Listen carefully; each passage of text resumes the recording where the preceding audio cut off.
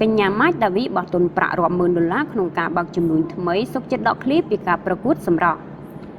ថ្មីនេះតារាសម្ដែងនិងបង្ហាញម៉ូដម៉ាច់ដាវីបានបោះប្រាក់ផ្ទាល់ខ្លួនខ្ទង់10000ដុល្លារដើម្បីបើកអាជីវកម្មខាងផ្នែកសម្រស់ដោយសុខចិត្តដកខ្លួន2ឆ្នាំពីការប្រកួតសម្រស់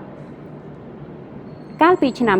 2024កញ្ញាម៉ាច់ដាវីធ្លាប់បានចូលរួមនៅក្នុងការប្រកួតសម្រស់ដ៏ធំមួយថ្មីត្បិតតែមិនជាប់ជាម្ចាស់ជាលភីប៉ុន្តែនាងក៏បានឈានដល់ថប់សំខាន់ផងដែរ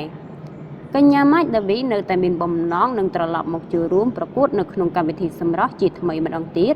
ដើម្បីបំពេញក្តីស្រមៃរបស់ខ្លួនប៉ុន្តែសម្រាប់ពេលវេលាច្បាស់លាស់ក្នុងការវិលត្រឡប់នោះ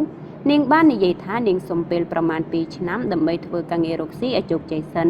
មុននឹងនាងត្រឡប់មកដណ្ដើមមកុដជាថ្មី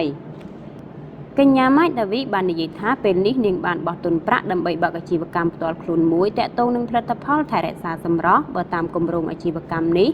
នឹងដំណើរការជាផ្លូវការនៅបំណាច់ឆ្នាំ2025ឬដើមឆ្នាំ2026ដោយសារពេលនេះស្ថិតនៅក្នុងដំណាក់កាលរៀបចំនិងសាកល្បងបណ្ដានាងរំពឹងថាអាជីវកម្មរបស់ខ្លួននឹងទទួលបានជោគជ័យពីព្រោះនាងបានដាក់ចិត្តដាក់កាយខ្លាំងក្នុងការបើករបរមួយទៀត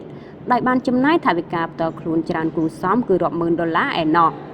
ស្របពេលដែលបោះទុនប្រាក់ទៅលើអាជីវកម្មថ្មីរបស់ខ្លួនកញ្ញាម៉ាច់ដាវីក៏បានកាត់បន្ថយការងារសិល្បៈផងដែរភាគច្រើននាងទទួលថតតែផលិតផលឬការងារណាដែលចំណាយពេលវេលាខ្លីជាក់ស្ដែងដូចជាការថតរឿងភាគវែងគឺនាងសុំផ្អាកថតមួយរយៈពេលសិនដោយសារនាងចង់ទុកពេលមើលការងាររកស៊ីរបស់ខ្លួនឲ្យដំណើរការរលូនទៅតាមគម្រោងដែលបានគ្រោងទុក